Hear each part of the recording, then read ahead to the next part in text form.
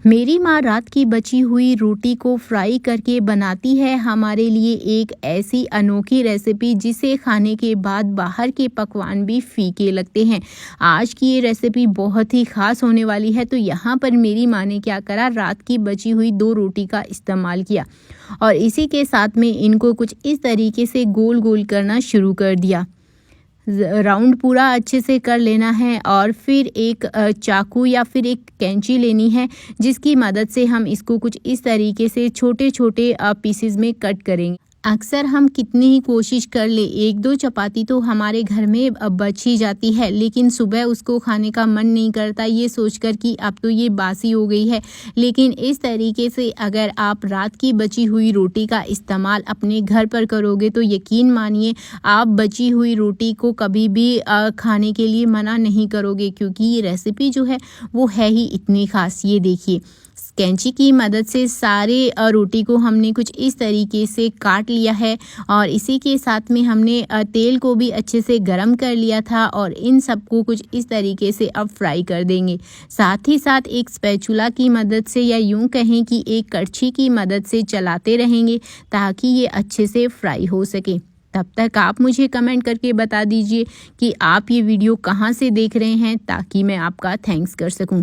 पिछला थैंक्स जाता है सोनम गुप्ता जी को चंडीगढ़ से, मनोज तिवारी जी को जाता है भादरा से। तो आप भी कमेंट करिए ताकि आपका नाम भी हम अपने वीडियो में ले सकें। और ये देखिए, कुछ इस तरीके से ये जो रोटी है वो थोड़ा थोड़ा करके क्रिस्पी होना शुरू हो गई है। तब तक आप मुझे ये भी कमेंट करके बता दीजिए कि क्या आप अपने घर में बची हुई रोटी का किस तरीके से इस्तेमाल करते हैं, क्योंकि हमारे घर पर तो इसी तरीके से रोटी का इस्तेमाल किया जाता है जो खाने में बहुत ही ज़्यादा टेस्टी लगती है। बेस्ट पार्ट पता है इस रेसिपी की क्या है, इसे आप कभी भी किसी भी टाइम खा सकते हैं और जिसने भी इसे एक बार खा लिया वो कभी भी इसे मना नहीं करेगा, क्योंकि है ही इतनी खाने में टेस्टी।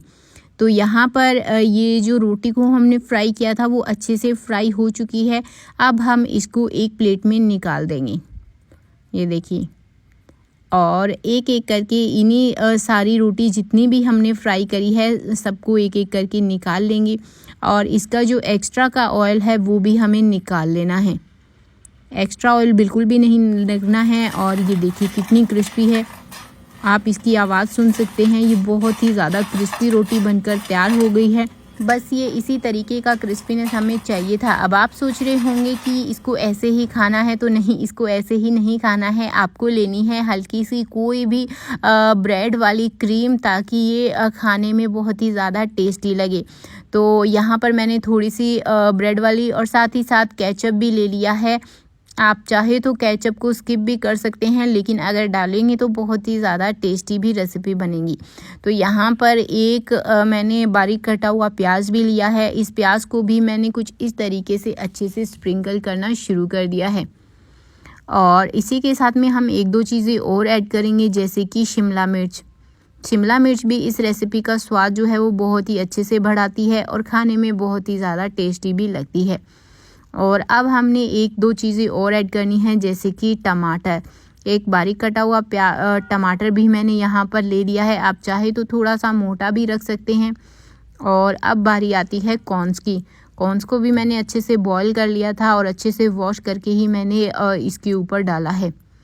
और अब बारी आती है चीज़ की। जी हाँ दोस्तों, सारी चीज़ें डालने के बाद में अब मैंने यहाँ पर थोड़ा सा नमक डाल दिया था और थोड़ा सा यहाँ पर इटालियन सीजनिंग और थोड़ी सी चिली फ्लेक्स डाल दी थी। और अब हम इसमें ऐड करेंगे मोज़रेला चीज़। और दूसरी तरफ हमने एक कढ़ाई रख दी है जिसमें हमने 1 गिलास के लगभग पानी लिया है और एक स्टैंड लिया है। अगर आपके पास में ऐसा स्टैंड ना हो तो आप कोई भी छोटी कटोरी या फिर प्लेट भी ले सकते हैं। इसके बाद में ये जो क्रिस्पी वाली रोटी की प्लेट है ये हमें इसके ऊपर, स्टैंड के ऊपर रख देनी है और साथ ही साथ एक ढक्कन लगा देना है। और थोड़ी देर बाद में हम देखेंगे कि ये जो मोज़रेला चीज़ है वो हमारी कुछ इस तरीके से मेल्ट हो गई है और पूरी रोटी के अंदर अच्छे से बाइंड हो गई है।